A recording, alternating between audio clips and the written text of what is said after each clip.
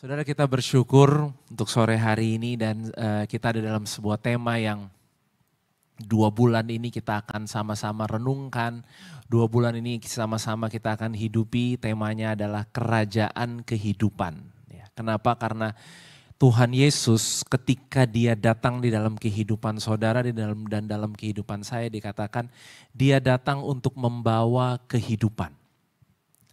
Nah, kehidupan yang seperti apa? Karena gini loh saudara, semua orang di luar sana ya, semua orang hidup.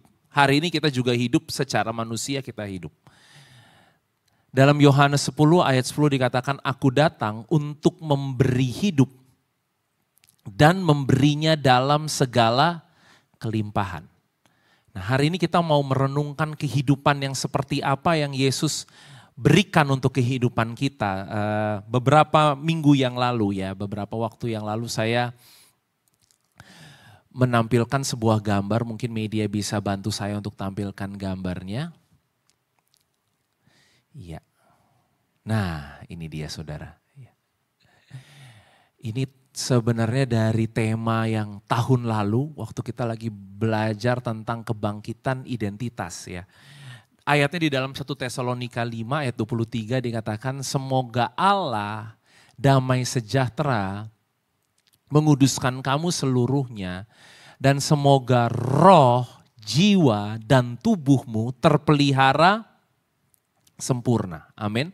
Semoga roh, jiwa, dan tubuhmu terpelihara sempurna.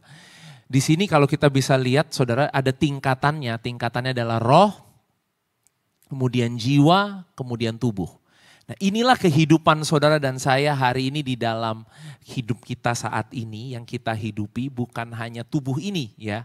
Karena orang ya ketika orang meninggal gitu ya saudara ya, berarti tubuhnya dia selesai dengan tubuhnya dia gitu ya saudara ya. Tapi sesungguhnya kehidupan kita bukan hanya berbicara tentang tubuh, kehidupan kita berbicara ada roh, ada jiwa, dan ada tubuh. Ketika Tuhan Yesus mengatakan aku datang untuk memberi hidup dan memberinya dalam segala kelimpahan, dia berikan itu di mana? Dia berikan itu di dalam roh kita. Segitiganya di sini saya sengaja balik ya saudara. Kenapa? Karena yang dari atas itu harus turun ke bawah.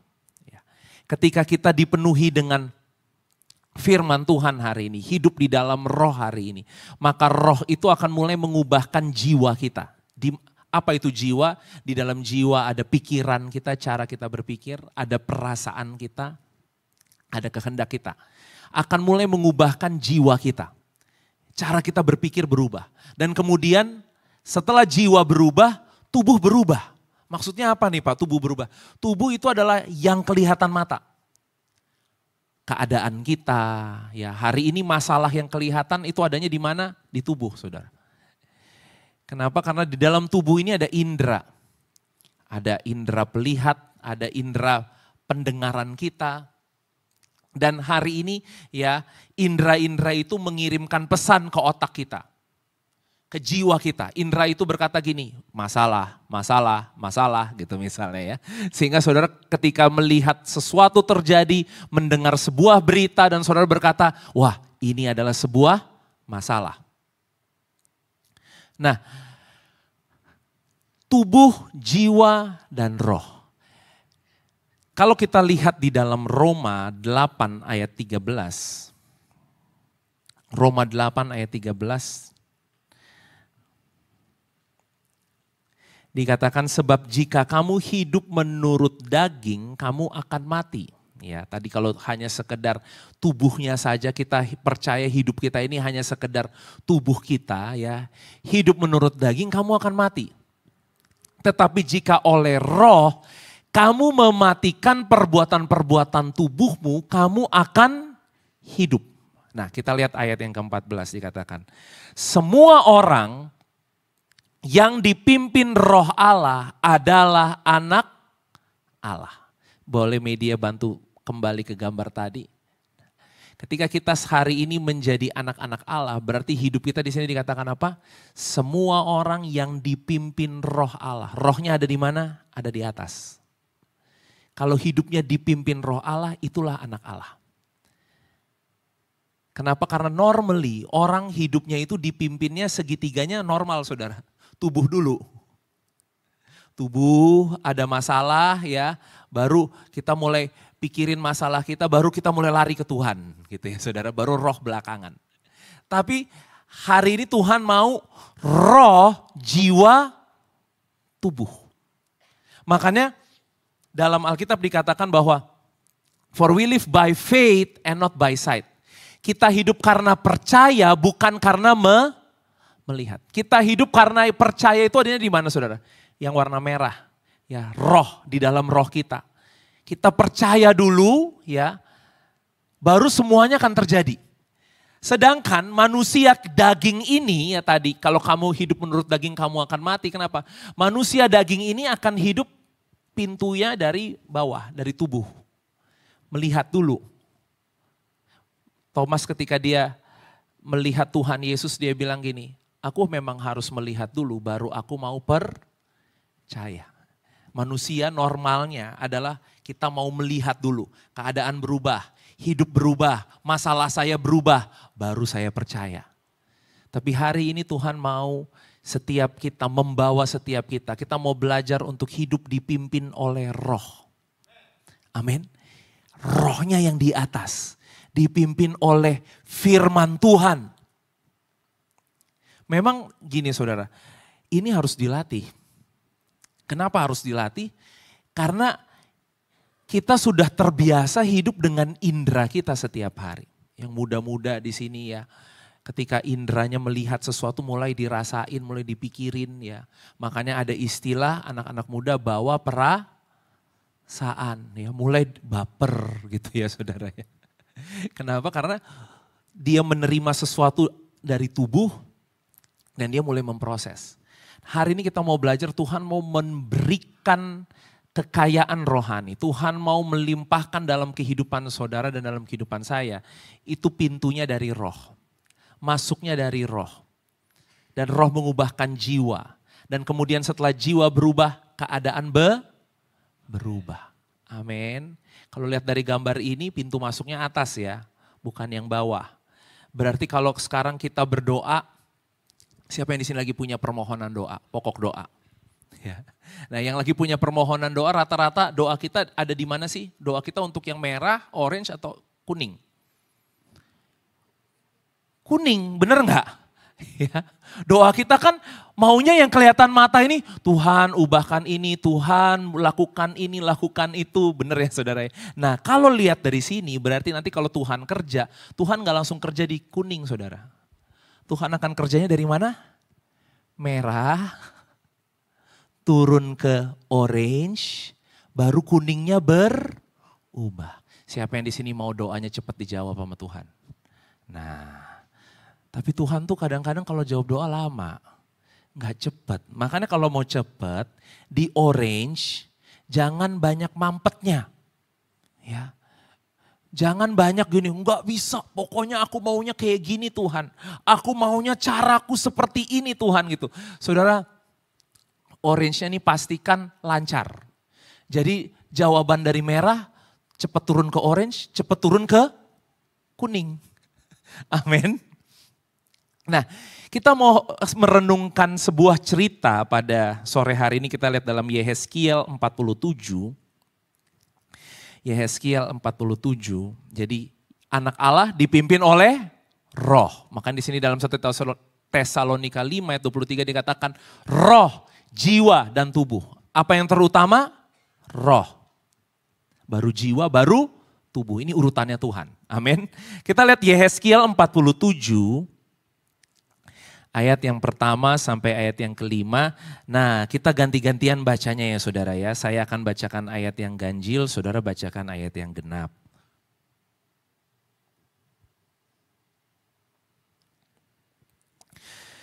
Kemudian ia membawa aku kembali ke pintu bait suci. Dan sungguh ada air keluar dari bawah ambang pintu bait suci itu. Dan mengalir menuju ke timur. Sebab bait suci juga menghadap ke timur. Dan air itu mengalir dari bawah bagian samping kanan dari bait suci itu sebelah selatan mezbah. Ayat 2.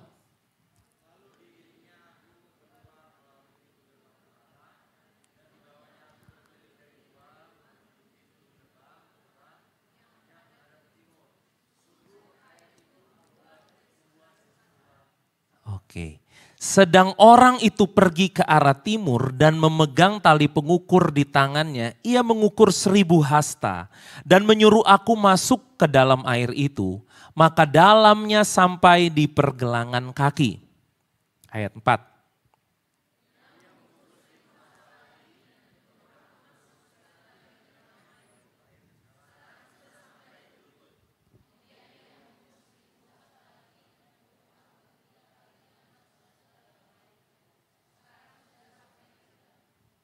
Sekali lagi ia mengukur 1000 hasta lagi, sekarang air itu sudah menjadi sungai di mana aku tidak dapat berjalan lagi. Sebab air itu sudah meninggi sehingga orang dapat berenang. Suatu sungai yang tidak dapat diseberangi lagi. Jadi Yehezkiel di sini mendapatkan sebuah penglihatan ya saudara. Penglihatan dari bait suci itu keluar air. Keluar air dari bait suci. Ya, saudara, Tuhan Yesus berkata kepada perempuan Samaria di tepi sungai Yakub, di tepi sumur Yakub. Dia berkata gini, barang siapa percaya kepadaku, dari dalam hatinya akan mengalir aliran-aliran air hidup. Siapa yang hari ini percaya sama Tuhan Yesus? Amin. Berarti gini, dari dalam hatinya akan mengalir aliran-aliran air hidup. Fountain of living water, ya. Mata air kehidupan itu akan terus mengalir. Nah ternyata ketika air itu mengalir keluar dari bait suci, karena gini, sekarang di dalam perjanjian baru, dalam 1 Korintus 3 ayat 16 dikatakan, tidak tahukah kamu bahwa kamu adalah bait Allah dan bahwa roh Allah diam di dalam kamu. Jadi kalau kitab ini bercerita tentang nubuat, ya, berarti gini, suatu hari nanti akan ada bait Allah yang mengeluarkan air kehidupan. Ternyata ketika Yesus datang, Yesus bilang, kita adalah bait Allah. Dan dia katakan dari dalammu akan keluar air kehidupan. Amin. Fountain of living water. Ya, mata air kehidupan. Nah, keluar dari bait ini, keluarlah air. Ya, keluar air. Setelah diukur, saudara, mereka di jalan berjalan gitu ya, 1000 hasta. Air ini lama-lama tambah tinggi. Wah ini bukan air biasa nih keluar dari bait Allah ini. Lama-lama tambah tinggi, sekarang sudah sampai di mata kaki. Kemudian mereka mengukur lagi ya, menyuruh masuk ke dalam air itu ya. Kemudian sekarang air itu sudah sampai di lutut. Kemudian mengukur 1000 hasta lagi ya, dan menyuruh Yehezkiel hari itu ketiga kalinya masuk ke dalam air itu dalam perjalanan. Sekarang airnya setelah dari lutut, airnya sekarang sepinggang. Tambah tinggi gak saudara? Oh kok tambah dalam, tambah dalam, tambah dalam. Ya. Ketika di sini dikatakan sekarang sudah sampai pinggang, setelah mengukur 1000 hasta lagi. Sekarang dia bukan hanya melihat air sepinggang, sudah menjadi sungai yang gini, tidak dapat diseberangi lagi. Orang gak bisa berjalan. Apa yang dilakukan orang di sini? Orang dapat berenang, tadi dikatakan dalam ayat yang kelima. Suatu sungai yang tidak dapat diseberangi lagi. Wow, sungai yang dalam. Mungkin hari ini kita bertanya, maksudnya apa Pak? Ada sungai yang berjalan keluar dari bait Allah. Dan Bapak tadi pastor katakan bahwa sungai bait Allah itu hari ini adalah kita. Amin. Berarti sungai itu sekarang mengalir keluar dari dalam kehidupan kita. Apa yang terjadi ketika sungai itu mengalir? Kalau kita lihat dalam ayat yang ke-6, kita lanjut baca ya saudara ya. Ayat 6. Saudara-saudara boleh bantu bacakan ayat yang ke-6, nanti saya ayat yang ke-7 sampai ayat yang ke-12. Oke, 1, 2, 3.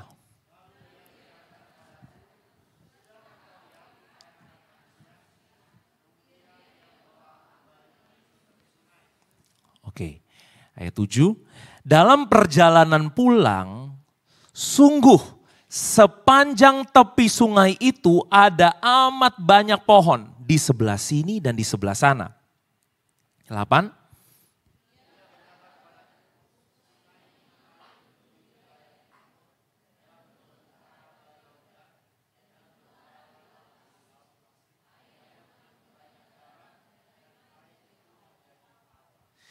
Sehingga kemana saja sungai itu mengalir, segala makhluk hidup yang berkeriapan di sana akan hidup. Ikan-ikan akan menjadi sangat banyak. Sebab kemana saja air itu sampai, air laut di situ menjadi tawar. Dan kemana saja sungai itu mengalir, semuanya di sana hidup. Ayat 10.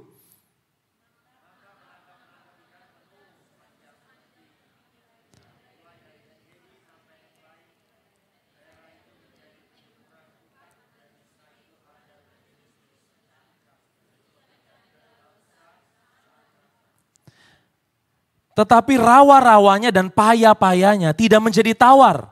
Itu menjadi tempat mengambil garam. Ayat 12.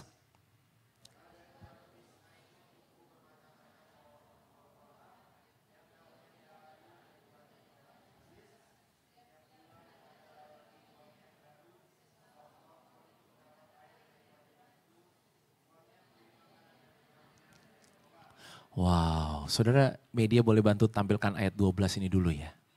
Saudara, sungai ini ternyata ketika setelah jalan dan air itu menjadi sungai, dia mau kembali, Yehezkiel mau kembali. Ketika dia lihat, wah kenapa tiba-tiba jadi hidup semuanya. Ini tema kita 2 bulan ini saudara. Yesus datang untuk memberikan kehidupan di dalam kehidupan kita.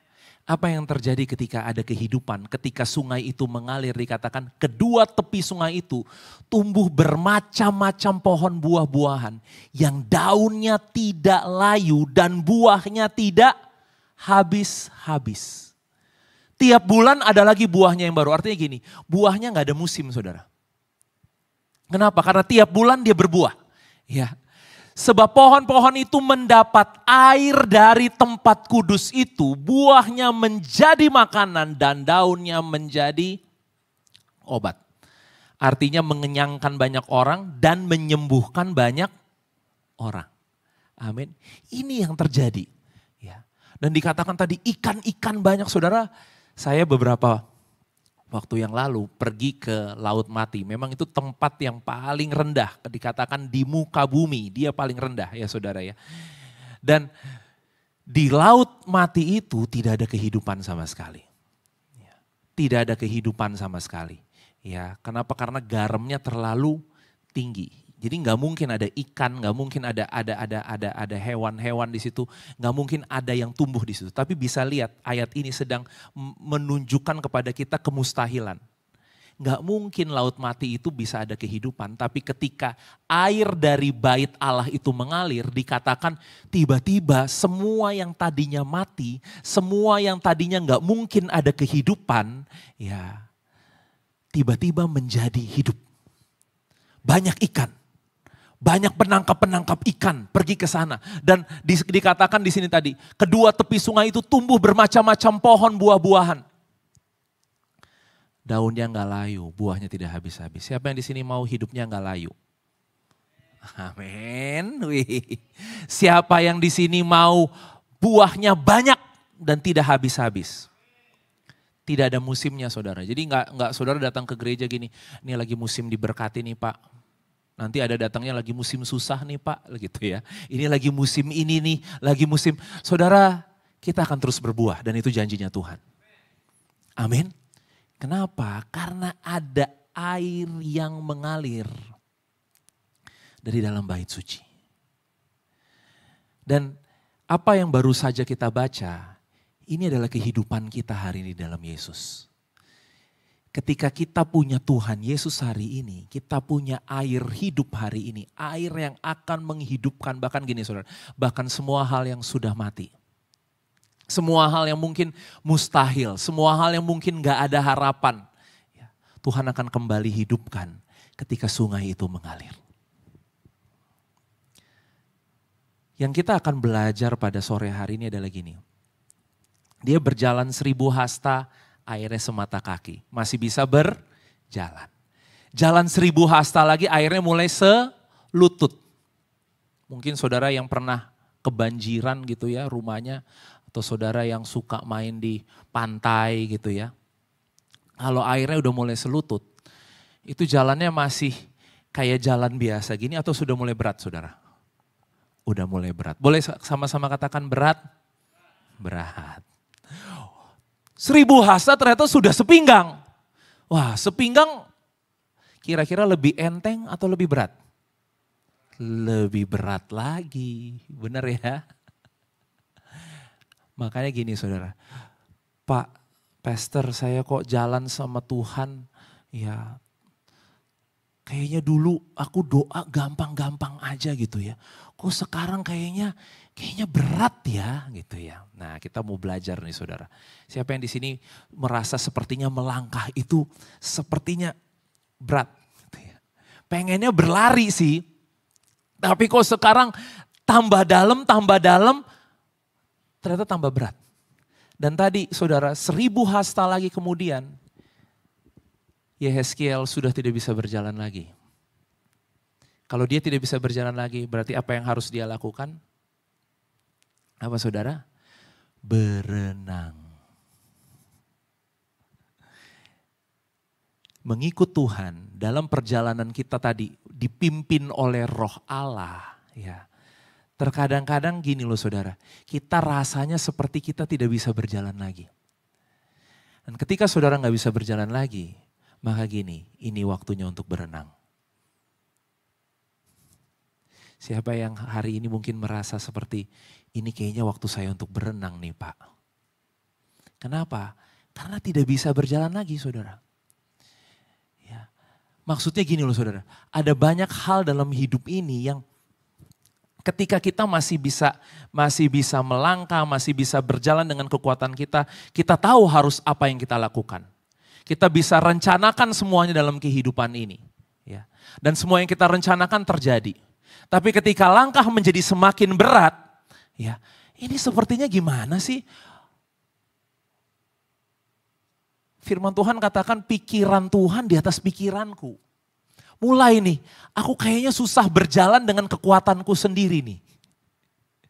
Lebih dalam lagi ketika kita berjalan, saudara, kita tenggelam. Kita nggak bisa berjalan selain kita berenang. Mungkin media bisa bantu saya gambar yang tadi, kembalikan ke gambar yang di awal. Gambar yang awal tadi gambar segitiga.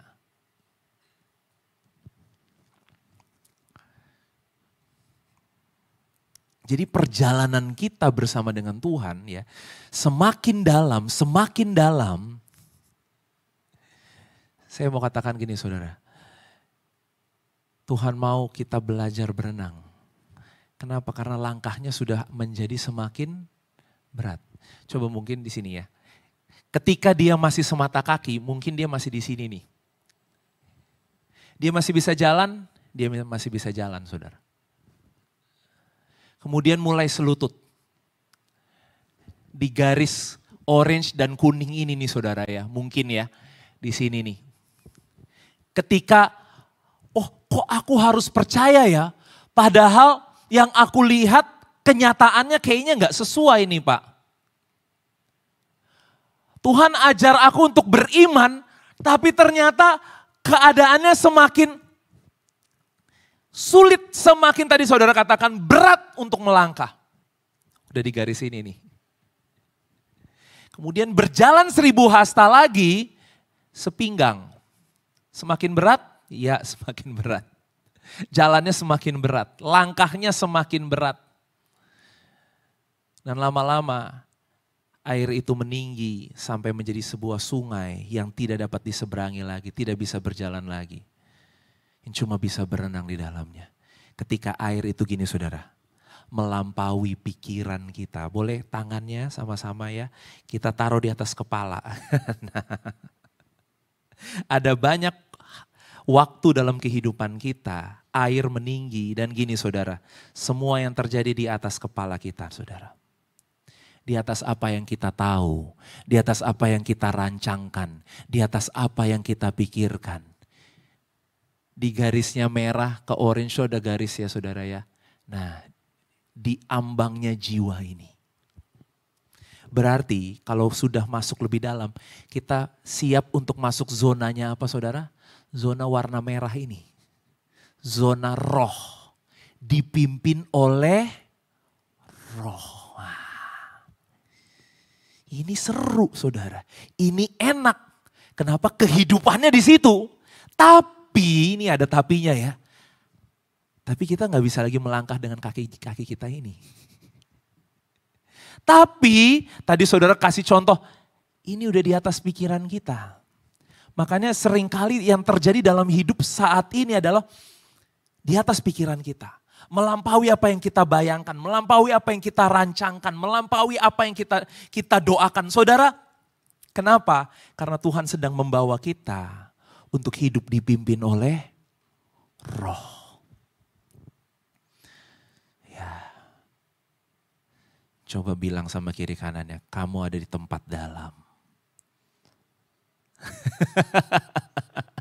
Waduh, ini dalam saudara ya.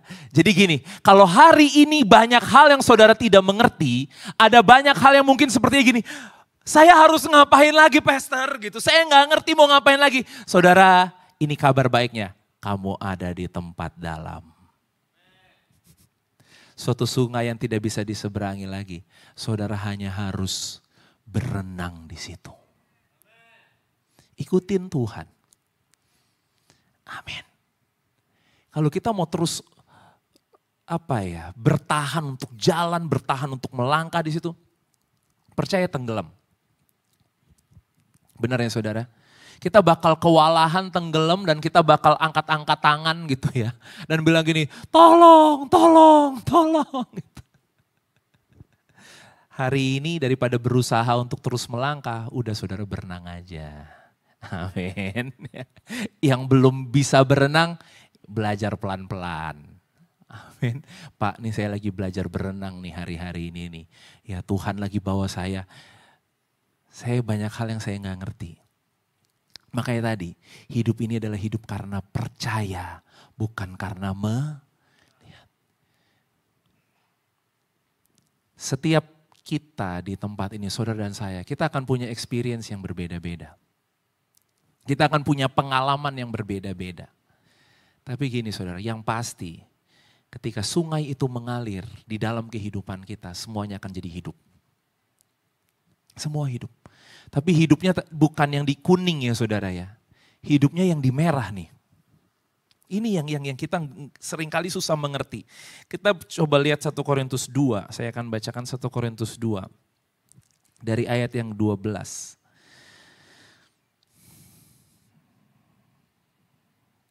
1 Korintus 2 ayat 12 dikatakan, kita tidak menerima roh dunia. Ya tadi di kuning, di tubuh ya.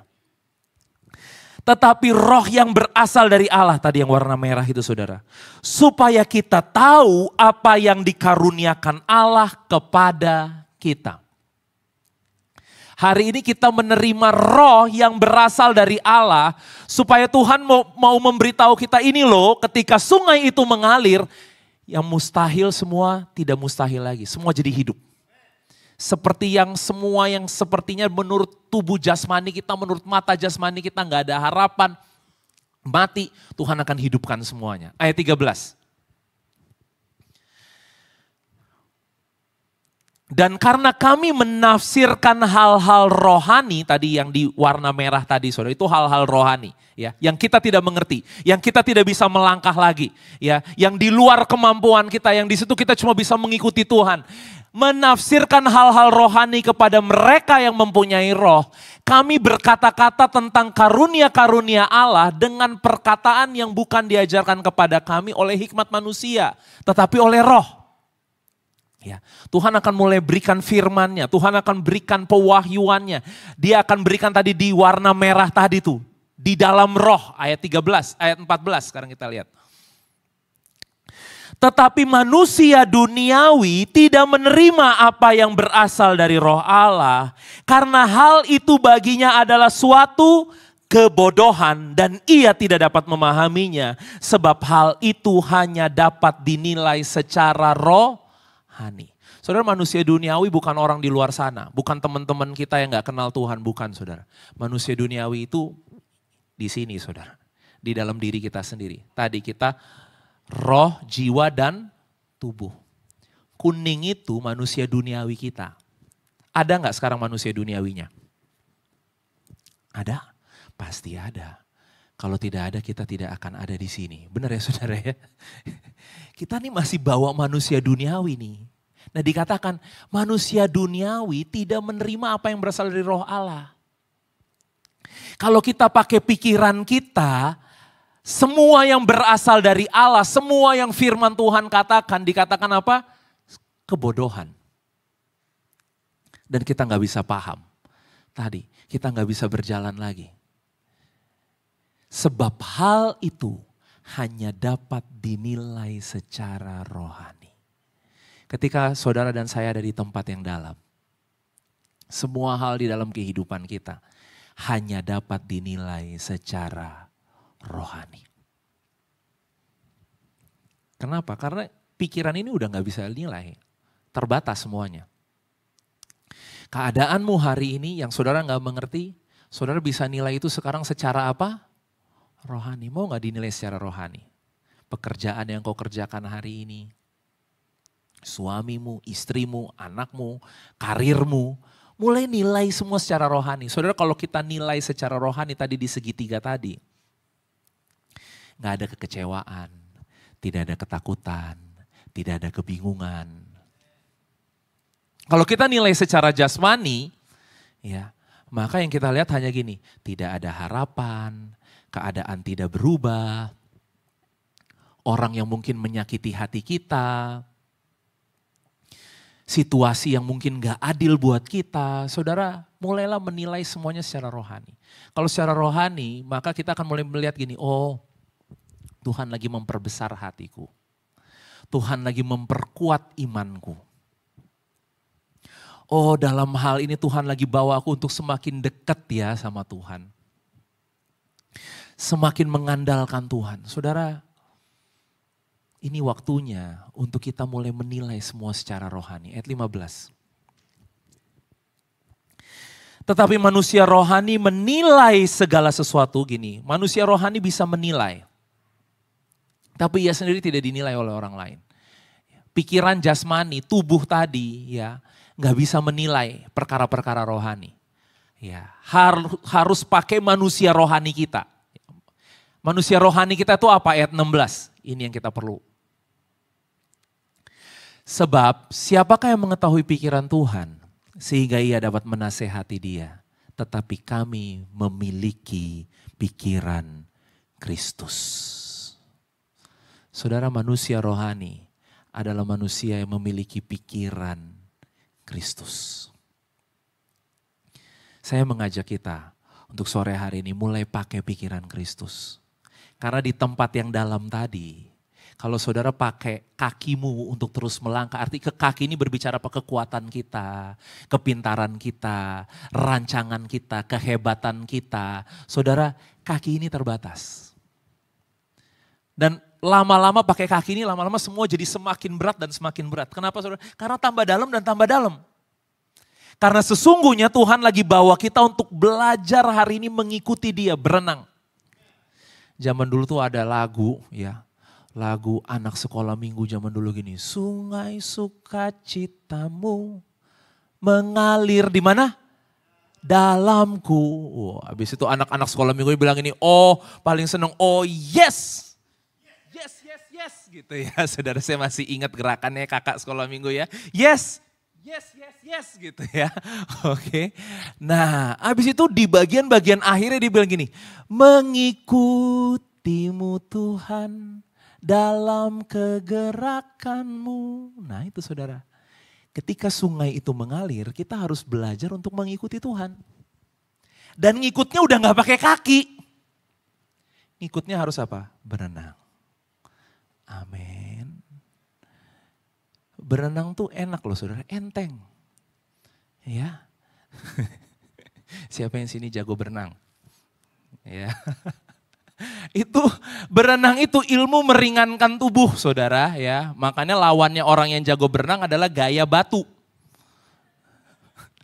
Dia nggak percaya tubuhnya tuh bakalan ringan. Dia diem aja gitu ya. Itu gaya batu gitu. Saudara, hari ini kita belajar ringankan tubuh, belajar ikuti Tuhan.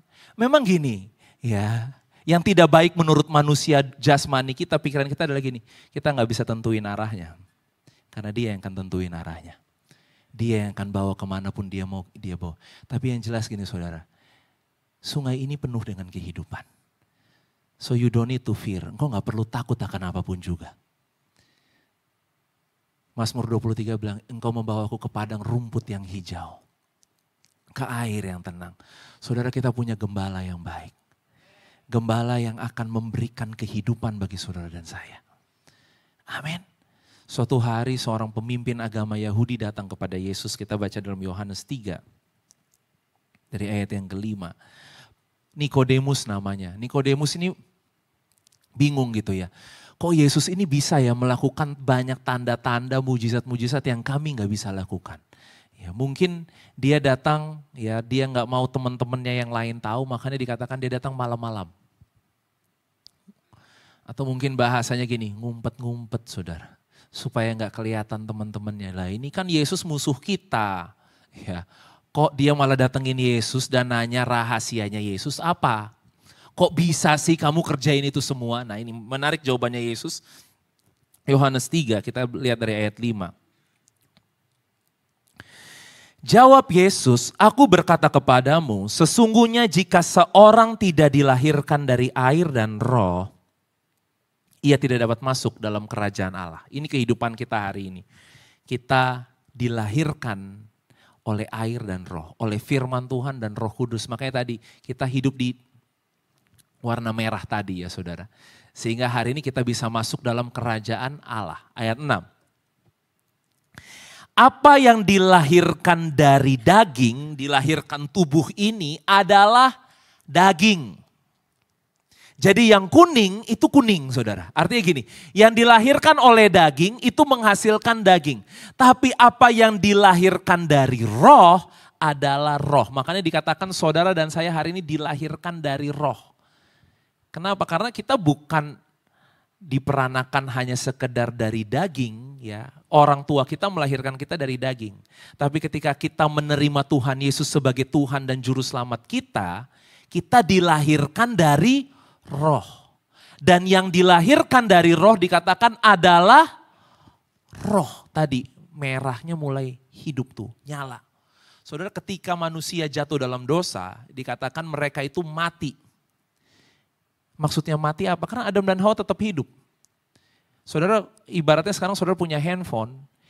Kita di sini pada bawa power bank, charger. Kenapa? Karena kita nggak mau handphone kita mati. Betul? Kenapa memang Pak kalau pakai handphone mati? Sekarang gini, kalau handphone saudara mati, mau handphone saudara mahal seperti apapun, canggih seperti apapun. Kalau handphonenya mati, orang telepon saudara bisa nyambung nggak? Orang bisa kontak saudara nggak? Nggak bisa. Artinya apa? Disconnected. Kita tidak terhubung lagi. Dan kematian yang sesungguhnya adalah ketika manusia disconnected dengan siapa? Dengan Tuhan. Yesus datang tadi memberikan kita hidup dan hidup dalam kelimpahan. Supaya tadi ada roh, jiwa, tubuh. Rohnya hidup kembali.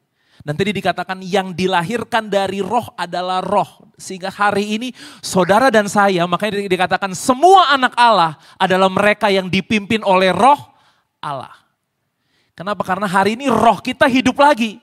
Sehingga kita punya connection, kita terhubung dengan Tuhan. Amin. Nah ayat selanjutnya kita baca ayat 7. Nah Nikodemus mulai bingung nih. Makanya Yesus katakan janganlah engkau heran. Karena aku berkata kepadamu, kamu harus dilahirkan kembali. Supaya kamu lahir dari roh. Karena kamu nih lahir dari daging sekarang, katanya Tuhan Yesus kepada Nikodemus. Dilahirkan dari daging adalah daging, kamu perlu dilahirkan oleh roh. Supaya rohmu kembali hidup. Ya, jangan heran ya kalau aku bilang kamu harus dilahirkan kembali. Kenapa? Ayat 8 dijelaskan ayat 8. Angin bertiup kemana ia mau dan engkau mendengar bunyinya. Tetapi engkau tidak tahu dari mana ia datang atau kemana ia pergi. Demikian halnya dengan tiap-tiap orang yang lahir dari roh. Tiap-tiap orang yang datang, yang lahir dari roh itu dilambangkan, digambarkan oleh Tuhan Yesus seperti angin. Angin bertiup kemana ia mau. Dan kamu tidak tahu arahnya dia kemana. Ya. Tapi apa yang kita tahu, saudara, yang kita bisa dengar hanya bunyinya. Kamu tidak tahu dari mana dia datang dan kemana dia pergi. Saudara, tahukah saudara bahwa sekarang ini ada angin? Ada udara di tengah kita, ada udara nggak saudara? Ada? Bisa lihat nggak? Bisa lihat? Nggak bisa lihat. Tapi saudara bisa mendengar nanti suaranya. Coba dengar deh, ada bunyi AC nggak saudara? Ada ya? Benar ya saudara? Pastor Vincent malah sengaja. Nah, bisa dengar, bisa biar lebih jelas dengarnya gitu ya saudara. Ya, ada suaranya, tapi gini, kita bisa lihat, kita nggak bisa lihat. Ternyata hidup di dalam roh itu diumpamakan seperti itu. Maksudnya apa Pak? Kadang-kadang kita nggak tahu kemana dibawanya. Bisa ke kiri, bisa ke kanan. Kita tidak tahu dari mana dia datang dan kemana dia pergi. Kita nggak tahu. Tapi yang jelas gini saudara, kita bisa mendengar bahwa gini, dia ada bersama-sama dengan kita. Itu yang menghidupkan kita hari ini. Hari ini saya mengajak kita semua. Kehidupanmu adalah kehidupan di dalam roh. Kadang-kadang tadi, ketika kita udah tenggelam tadi, kita udah gak tahu arahnya saudara. Nanti bisa dibawa ke kanan, bisa dibawa ke kiri ya saudara. Angin bertiup kemana ia mau. Tadi seperti sungai itu akan membawa kita kemanapun ia mau. Tapi sama seperti angin tadi, kita hanya bisa mendengar suaranya. Hari ini Tuhan juga sedang berbicara lewat firman Tuhan. Saudara punya firman Tuhan semua di sini. Amin. Firman Tuhan yang akan terus mengarahkan kita langkah demi langkah. Makanya saya suka ketika dikatakan firman itu pelita bagi kaki. Saudara, pelita itu terangnya terang banget atau terangnya kecil, terangnya sedikit. Terangnya tidak terlalu terang ya saudara ya, pelita, oke. Artinya kalau saudara bawa pelita di kaki saudara, kira-kira kelihatan gak 1 kilometer ke depan? Gelap nih, bawa pelita di kaki. Kelihatan gak 1 kilometer di depan? 1 tahun ke depan, 10 tahun ke depan? Gak kelihatan saudara. Ketika saudara bawa pelita, yang saudara bisa lihat cuma gini, 1 langkah ke depan. Kalau firman itu pelita, artinya gini, firman itu mau ada di setiap langkah kita. Mungkin hari ini secara normal kita maunya, Tuhan mau dong tahu semua tentang kehidupanku. 5 tahun mendatang, 10 tahun mendatang. Tapi kenyataannya saya mau tanya, Tuhan kasih tahu gak saudara? Enggak. Tuhan cuma suruh kita langkah demi langkah berjalan bersama dengan dia. Dan ternyata itulah kehidupan yang dipimpin oleh roh. Ketika dia membawa kita mengikuti arus, mengikuti kegerakannya dia. Saudara, hari ini ketika saudara tidak bisa memahami Tuhan dengan pikiranmu, maka ini waktunya untuk engkau mempercayai Tuhan dengan rohmu. Tubuh ini akan mau selalu mencari semua yang make sense, semua yang aman, semua yang di dalam kendali. Tapi Tuhan mengajak kita hari ini untuk hidup di dalam roh, artinya apa? Hidup karena apa yang kita percaya.